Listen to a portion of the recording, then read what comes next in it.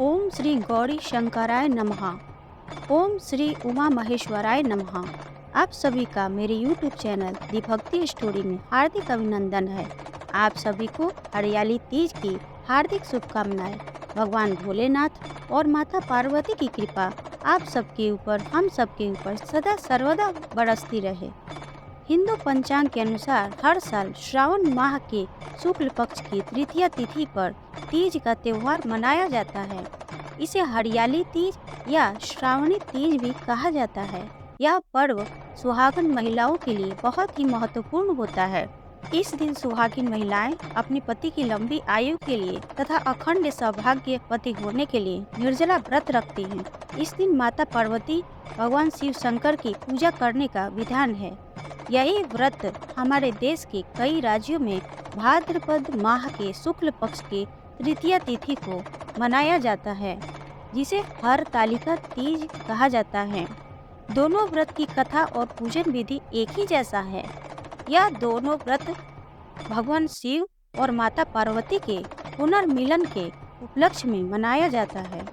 तो आइए अब शुरू करते हैं हरियाली तीज व्रत कथा।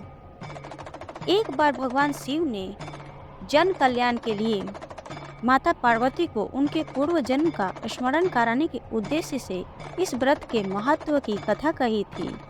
भगवान शिव कहते हैं, हे गौरी, पर्वतराज हिमालय पर स्थित गंगा के तट पर तुमने अपनी बाल्यावस्था में 12 वर्षों तक अधोमुखी होकर घोर तप किया था। इतनी अवधि तुमने अन्न ना खाकर, पेड़ों के सूखे पत्ते चबाकर व्यतीत किए। माघ की विकराल शीतलता में तुमने निरंतर जल में प्रवेश करके तप किया। वैशाख की जला देने वाली गर्मी में तुमने पंचाग्नि से शरीर को तपाया। श्रावण की मूसलाधार वर्षा में खुले आसमान के नीचे बिना अन्न जल ग्रहण किए समय व्यतीत किया। तुम्हारे पिता तुम्हारी इसी कष्टदायी तपस्या को देखकर बड़े दुखी होते थे। उन्हें बड़ा क्लेश होता था। तब एक दिन तुम्हारी तपस्या तथा पिता के क्लेश को देखकर नारद जी तुम्हारे घर पधारे। तुम्हारे पिता ने हृदय से नारद जी का अतिथि सत्कार करके उनके आने का कारण पूछा। नारद जी ने कहा, हे गिरिराज, मैं भगवान विष्णु जी के भेजने पर यहाँ उपस्थित हुआ हूँ। आपकी कन्या ने बड़ा कठोर तप किया है। इससे प्रसन्न होकर वे आपकी सुपुत्री से विवाह करना चाहते हैं। इस संदर्भ में मैं आपकी राय जानना चाहता हूँ। नारद जी की बात सुनकर गिरिराज गदगद हो उठे। उनके तो जैसे सारे क्लेश दूर हो गए। प्रसन्नचित्त होकर वे बोले, श्रीमान, यदि स्वयं विष्णु जी मेरी कन्या का वरण करना चाहते हैं तो भला मुझे क्या आपत्ति हो सकती है। वे तो साक्षात ब्रह्म हैं। हे महर्षि, यह तो हर पिता की इच्छा होती है कि उसकी पुत्री सुख संपदा से युक्त पति के घर की लक्ष्मी बने। पिता की सार्थकता इसी में है कि पति के घर जाकर उसकी पुत्री पिता के घर से अधिक सुखी रहे। तुम्हारे पिता की स्वीकृति पाकर नारद जी भगवान विष्णु जी के पास गए और उनसे तुम्हारे विवाह के निश्चित होने का समाचार सुनाया।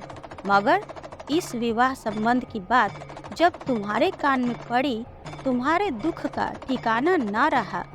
तुम्हारी एक सखी ने तुम्हारी इस मानसिक दशा को समझ लिया और उसने तुमसे दुखी होने का कारण जानना चाहा। तब तुमने बताया, हे सखी, मैंने सच्चे हृदय से भगवान शिव शंकर का वर्णन किया है, किंतु मेरे पिता ने मेरा विवाह विष्णु जी से निश्चित कर दिया है। मैं विचित्र धर्म संकट में हूँ। अब क्या करूँ? प्राण त्याग देने के अतिरिक्त अब कोई भी उपाय शेष नहीं बचा। तुम्हारी सखी बड़ी ही समझदार और सूझबूझ वाली थी। उसने कहा, हे सखी, प्राण त्यागने का इसमें कारण ही क्या है? संकट के मौके पर धैर्य से काम लेना चाहिए। नारी के जीवन की सार्थकता इसी में है कि पति रूप में हृदय से जिसे एक बार स्वीकार कर लिया, जीवन पर्यंत उसी से निर्वाह करे। सच्ची आस्था और एक निष्ठता के समक्ष तो ईश्वर को भी समर्पण करना पड़ता है। मैं तुम्हें घनघोर जंगल में ले चलती हूँ। जो साधना स्थली भी हो और जहाँ तुम्हारे पिता तुम्हें खोज भी न पाए, वहाँ तुम साधना में लीन हो जाना। मुझे विश्वास है कि ईश्वर अवश्य ही तुम्हारी सहायता करेंगे। तुमने ऐसा ही किया। तुम्हारे पिता तुम्हें घर पर न पाकर बड़े दुखी तथा चिंतित हुए। वे सोचने लगे कि तुम जाने कहाँ चली गई। मैं विष्णु जी से उसका विवाह करने का प्रण कर चुका हूँ। यदि भगवान विष्णु जी बारात लेकर आ गए और कन्या घर पर न हुई तो बड़ा अपमान होगा। मैं तो कहीं मुंह दिखाने के योग्य भी नहीं रहूंगा। यही सब सोचकर गिरिराज ने जोर शोर से तुम्हारी खोज शुरू करवा दी। इधर तुम्हारी खोज होती रही और उधर तुम अपनी सखी के साथ नदी के तट पर एक गुफा में मेरी आराधना में लीन थी। श्रावण माह के शुक्ल पक्ष के तृतीया को हस्त नक्षत्र था। उस दिन तुमने रेत के शिवलिंग का निर्माण करके व्रत किया। रात भर मेरी स्तुति में गीत गाकर जागती रही। तुम्हारी इस कष्ट साध्य तपस्या के प्रभाव से मेरा आसन डोलने लगा। मेरी समाधि टूट गई। मैं तुरंत तुम्हारे समक्ष जा पहुंचा और तुम्हारी तपस्या से प्रसन्न होकर तुमसे वर मांगने के लिए कहा। तब अपनी तपस्या के फल स्वरूप मुझे अपने समक्ष पाकर तुमने कहा, मैं हृदय से आपको पति के रूप में वरण कर चुकी हूँ। यदि आप सचमुच मेरी तपस्या से प्रसन्न होकर आप यहाँ पधारे हैं तो मुझे अपनी अर्धांगिनी के रूप में स्वीकार कर लीजिए। तब मैं तथास्तु कहकर कैलाश पर्वत पर लौट आया। प्रातः होते ही तुमने पूजा की समस्त सामग्री को नदी में प्रवाहित करके अपने सहेली सहित व्रत का पारण किया। उसी समय अपने मित्र, बंधु और दरबारियों सहित गिरिराज तुम्हें खोजते खोजते वहां आ पहुँचे और तुम्हारी इस कष्ट साध्य तपस्या का कारण तथा उद्देश्य पूछा। उस समय तुम्हारी दशा को देखकर गिरिराज अत्यधिक दुखी हुए और पीड़ा के कारण उनकी आंखों में आंसू आ गए थे। तुमने उनके आंसू को पोंछते हुए विनम्र स्वर में कहा, पिताजी, मैंने अपने जीवन का अधिकांश समय कठोर तपस्या में बिताया है। मेरी इस तपस्या का उद्देश्य केवल यही था कि मैं महादेव को पति के रूप में पाना चाहती थी। आज मैं अपनी तपस्या की कसौटी पर खरी उतर चुकी हूँ। आप क्योंकि विष्णु जी से मेरा विवाह करने का निश्चय कर चुके थे, इसलिए मैं अपने आराध्य की खोज में घर छोड़कर चली आई थी। अब मैं आपके साथ इसी शर्त पर घर जाऊंगी कि आप मेरा विवाह विष्णु जी से न करके महादेव जी से करेंगे। गिरिराज मान गए और तुम्हें घर ले गए।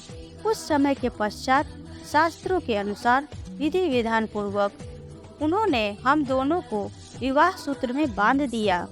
भगवान शिव शंकर कहते हैं, हे पार्वती, श्रावण माह के शुक्ल पक्ष की तृतीया तिथि को तुमने मेरी आराधना करके जो व्रत किया था, उसी के फल स्वरूप मेरा तुमसे विवाह हो सका है। इसका महत्व यह है कि मैं इस व्रत को करने वाली कुंवारी कन्याओं को मनोवांछित फल देता हूँ।